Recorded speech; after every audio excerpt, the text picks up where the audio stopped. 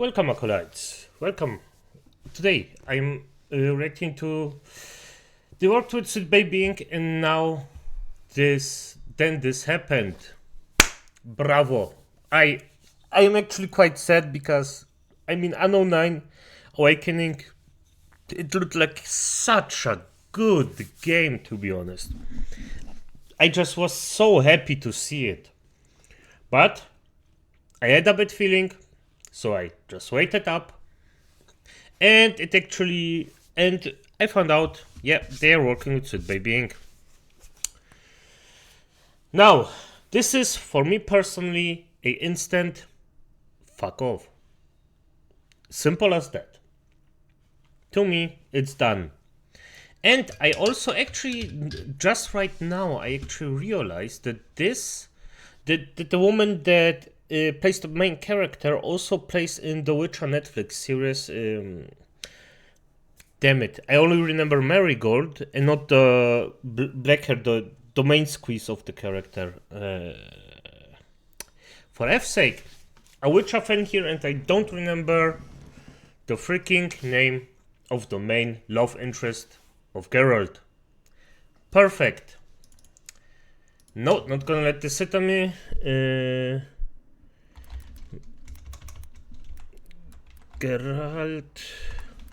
Geralt, main love, let's just call it like that. Jennifer, good.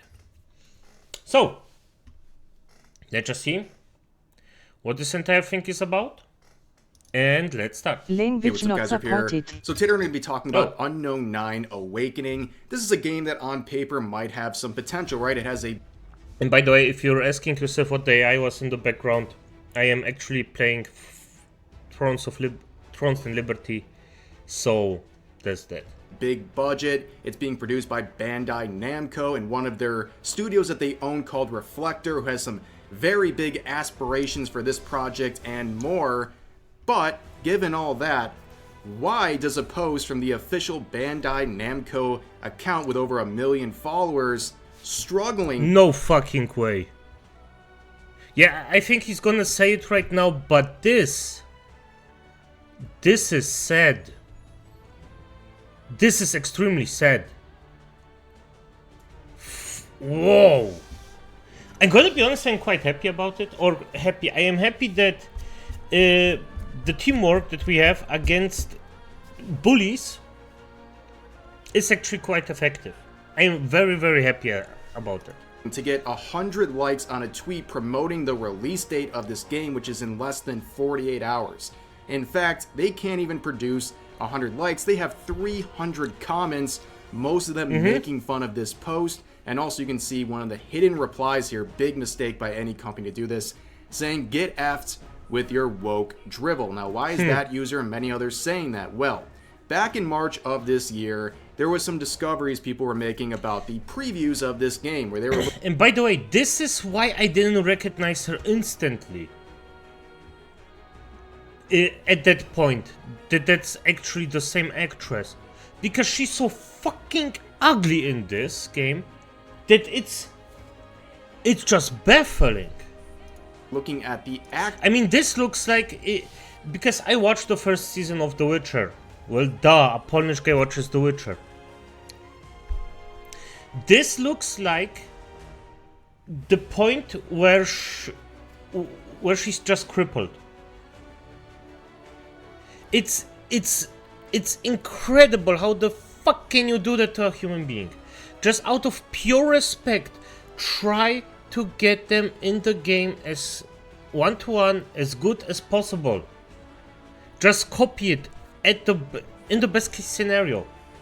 Even the fattest whale draws themselves skinny. People wanna look good in your products. She's really not a bad-looking female. I'm gonna say this: I don't like her looks. I personally. She looks a bit, well, triangle-y, but that's irrelevant. That the main character was based on, and saying, whoa, what's going on here? Here's another example this year of a game intentionally uglifying the conventionally attractive woman that the character is based on. Well, the connection becomes very obvious in why this is happening when you realize they are with Sweet Baby Inc.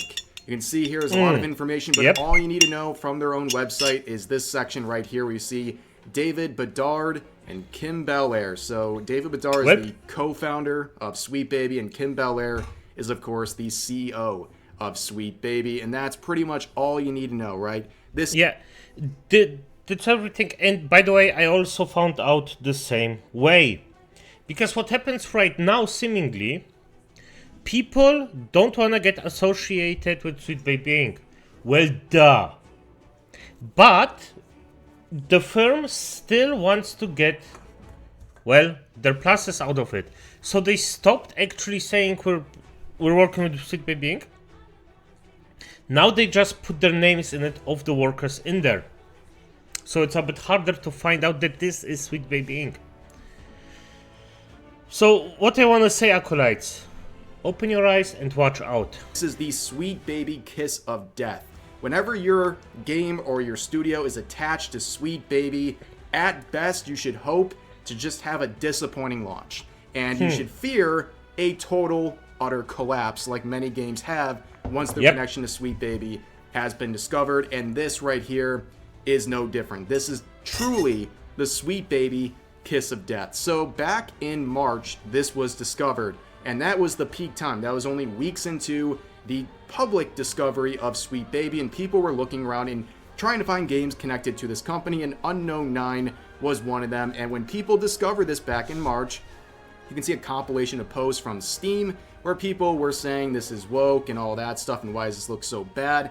And then in response to that, oh, and by the way, none of them, or a very, very small amount of them, actually articulated their mind correctly.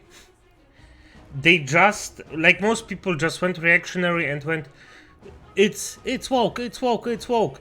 For fuck's sake, if you're doing something like this, please describe why. Because just virtue signaling doesn't do anything. Tell me why it's woke, and I will agree with you if it's woke or if it has some good reasons. Because I don't want to play garbage. Let's be honest here. Woke. The only thing that a woke thing does is it actually takes away from the gameplay, the quality, a good video, voice actors, and invests them in diversity for absolutely no fucking reason, and uglifying the main character. They started just banning everyone. They went into damage control mode and started banning people for the most ridiculous reasons. Here's an example from this user where they said that they got banned, and here is the provided reason. They said, do I smell... Oh, sorry. Sorry about that. I just... this just killed me laughing. Oh, fuck me. Oh, I love it. Sweet Baby in here. And that was it. You were permanently banned. So, yeah, they were obviously quite afraid of people making this discovery. And like I said, this was back in March, where there was the beginning of the hysteria surrounding Sweet Baby. And also on top of that, let's focus on David Bedard here. Like I said, the co-founder of Sweet Baby. And you see on his resume... Yeah, I'm actually a bit surprised. David seems to be white. Didn't expect they hired those. He has this right here. He was the brand content manager for about a year with a company called Reflector Entertainment. Now, this is actually the company that helped produce this game. They are owned by Bandai Namco, and they are a very interesting company to say the least. So go into their website, you can find a lot of information. So the first thing you find out, though, is how terribly designed this website is. Like, you're having a hard time seeing what's on the page right now. I'm having a hard time seeing it. I'm in full screen mode right now. Like, this is crazy. Yeah, I have quite a big monitor. I don't remember the inch thing, but it's double as big as my last one. And I still can't fucking read this shit. Holy shit, it's like I would design a freaking website and I have no idea what I'm doing. No, not even I would do this. God, crazy. Who thought this sort of text would work, especially with like the different colors in the background? But anyways, they say this. Unknown 9 Awakening may be our first production and our last one, but our collective creativity doesn't end there. And on top of that, they say a video game studio disrupting the industry. Have you heard that one before? Yes. That was Sweet Baby. One of its employees a year ago said that Sweet Baby is burning the games industry to the ground and rebuilding it with some sort of agenda that they have. So they're saying pretty much the same thing. But they say that all of this goes beyond the confines of their first video game, and the vastness of the Unknown 9 universe has an elaborate story-driven world whose rich lore seeps into many adventures unfolding across its narrative landscape. And they basically try to say that they have this whole universe planned for Unknown 9, which is, good luck. The universe might be closing very, very quickly. But if you go further on their website... You know what? Best case scenario, it gets concorded. Now, why am I saying this? Because this sounds extremely harsh. But I do not care about the company that actually did Unknown 9. I don't care about them. I find it sad that people who are innocent lose their jobs, but that's just the world.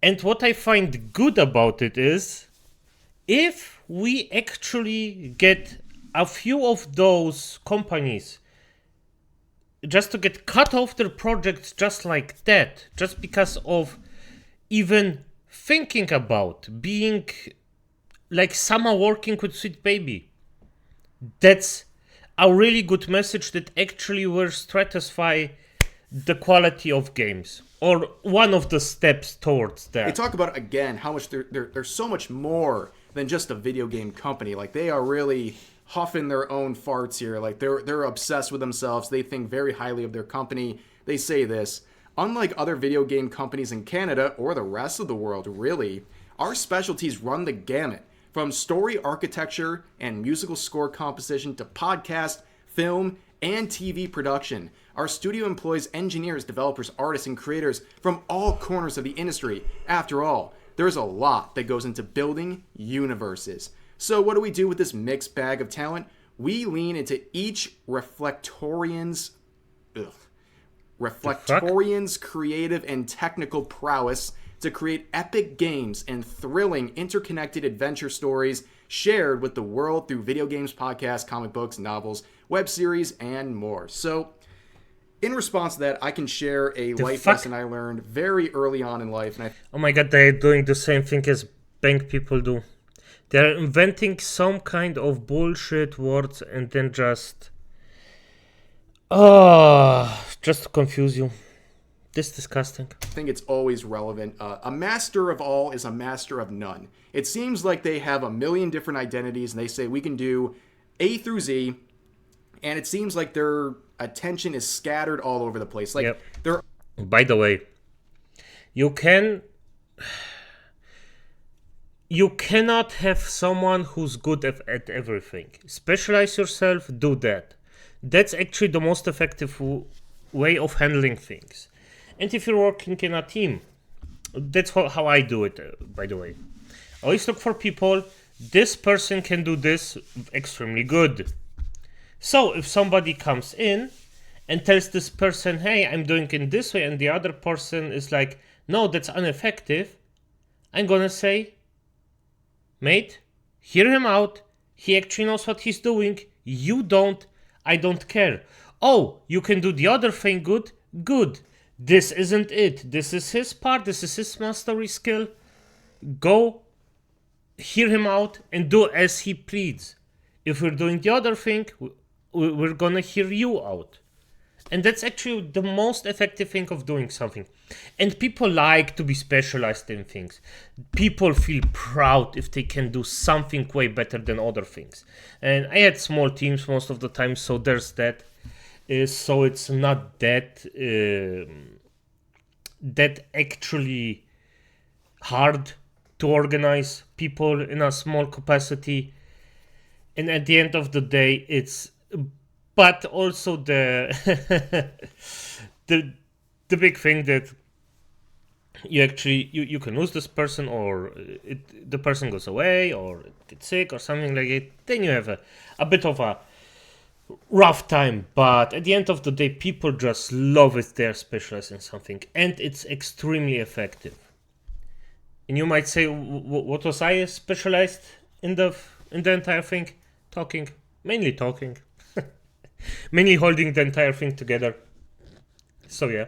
They're already talking about the next project, the next type of thing they want to make, when this whole universe they're building hasn't even hit the ground running yet. In fact, it's hitting the ground and just falling flat on its face, because there is a lot of very concerning stuff about the release of this game, at least concerning for Reflector and Bandai Namco. But on top of that, as you might have guessed, if you look through the reasons you should work with this company, Reflector, number 7, diversity, inclusion, and respect. Collective success means everyone feels included and respected. Our employees hail not just from Montreal, Quebec, or Canada. I disagree with this so hard. No, not everybody will feel included and respected. There is always someone who doesn't like what you do. You cannot, for the life of you, get this person in. That's why I do the things that I like, and if other people like it, good. If they don't, good. You join or you don't. Simple as that. As long as you don't harm other people for that, that's fine. But all over the world, bringing a wealth of perspectives and cultures to the table. We value creating an inclusive workplace that adds to much needed diversity in video games. No. One where everyone has the space to put themselves forward. Even this, I never got the diversity argument in games specifically. Is it in a specific game where the diversity may not be as much? But even if you just look at two games at the same time, a Need for Speed and freaking... Oh, for fuck's sake, now I'm struggling to find out, because I have a specific game in mind. Scars, a goblin game, where you actually play a little rough Skadian. Am I? Fuck it, I forgot how it's called. No, let's just say Need for Speed and Palworld. Two totally different games. The diversity between these two is freaking gigantic. The one is a race car thing, the other one is catching and shooting pals. So, yeah. Is it in this specific one game where, let's just take Need for Speed, that you just have cars in it? I don't know. I just don't know. Authentically.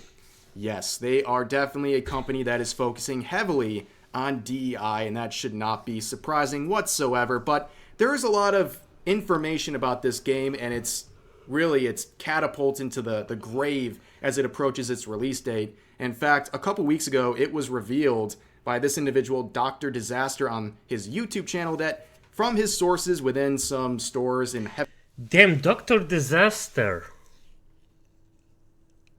I have to look it up. heavily populated areas, this game is not receiving a single pre-sale. And this is just 4 weeks ago. This person runs 9 retail stores in a highly populated area, and I'm being told that in all 9 stores combined, there hasn't been a single pre-order for Unknown 9 Awakening. And I was recently contacted by someone else who works in the retail industry who claims to run 14 stores. I am still vetting this person, but I will disclose this. I'm being told from this person that in those 14 stores, they also have not seen a single pre-order of Not a single pre-order in 9 stores in a heavily populated set of areas. So that's at least a win for Assassin's Creed Shadows, right? They had one sale per every 900 stores, or they had one sale for each store out of the 900 that were offering this in a big box chain. But yeah, that's pretty terrible. Not a single pre-sale. We know these days things are different, right? Nobody's lining up to get pre-orders for physical copies of games, but there still has to be some volume of it happening, and the fact that there's 0 at these locations is just shocking. But it's not so shocking when you go to the most wish-listed upcoming... Rev, come on. Come on, give the guy at least a like. At least that. You don't have to sub to him if you don't want to see his content. But if someone does something you like, at least once, like give them at least a like on your freaking thing, if you're using them. Come on. Steam games. This is a screenshot from today, less than 48 hours before this game is released. And right now, Unknown 9 Awakening is listed 349th. Yes, well, give them credit where credit's due. They have risen from 794. That was their placement only a few weeks ago. So give them credit. But yeah, this is a At game least that's something. $50. It can barely get the attention of anyone. And that is a really bad sign for them. And the other day, they had a promotional stream on Twitch for Unknown 9. And you can see the numbers from that live stream. They peaked at 371 viewers. Yeah, for indie games, that might actually be a lot. For a AAA game like this, that's nothing. That's a speck of dust. This preview stream. This is only days before release, and they couldn't even get a few hundred people.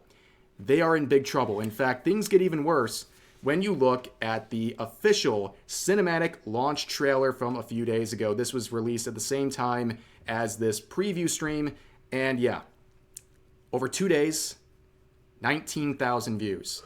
How on earth does a company like Bandai Namco on their official YouTube account with over 1 million subs only get 19,000 views in nearly 3 days? I mean, this video you're watching right now... And let's be honest, most of them are probably YouTubers that reacted to it. will get more views than this trailer within the first few hours of release. How is that possible? I'm just some random idiot on the internet, but I can generate more hype for my YouTube video covering Unknown 9 Awakening than Unknown 9 Awakening can generate for their own official trailer only a few days before launch. It's so bad. And if you look at the comments, they're just getting absolutely roasted. Let's read a few of them. Okay, I love this guy already. This game will be concorded. Exactly my thinking. Is this modern audience in the room with us right now? This game will be concorded. I'm glad that is a new verb. To get concorded, to fail on launch. I can hear the screams of its future failure even now. Close your wallets, ladies and gentlemen. Death by 1,000 cuts. Why should we buy games made by people who openly hate us? The customer. Steve Jobs famously warned that consultants never have to deal with the consequences of their bad advice, referring, of course, to Sweet Baby and their consultation provided to this game. And then the last one here says, oh no, my wallet is sealed, such a shame. So as you can see, this is a disaster on every level. The only attention they're getting, the majority of the viewers on this trailer are there to make fun of them. Let that sink in just for a second. And tied up with this launch is some bad news for Bandai Namco, who has reportedly canceled several titles and is cutting its workforce. Man, I guess you really reap what you sow. The Sweet Baby kiss of death strikes once again. But this game, top to bottom, is a complete disaster. And another example of woke garbage being rejected by gamers. The year 2024 has been a series of big victories for people fighting back against this nonsense. Everything associated with Sweet Baby or wokeness is failing on levels that nobody even thought possible, and this is going to be the next failure. It's a crazy time we live in where you can predict the failure of a game just because you know its connection to a consultation firm. That is wild. That's a wild state of affairs. But for now, that's going to do it for this video, as always. And as it is, acolytes, good night. Well, I'm instantly posting this, so maybe not night. Fuck it. Good night.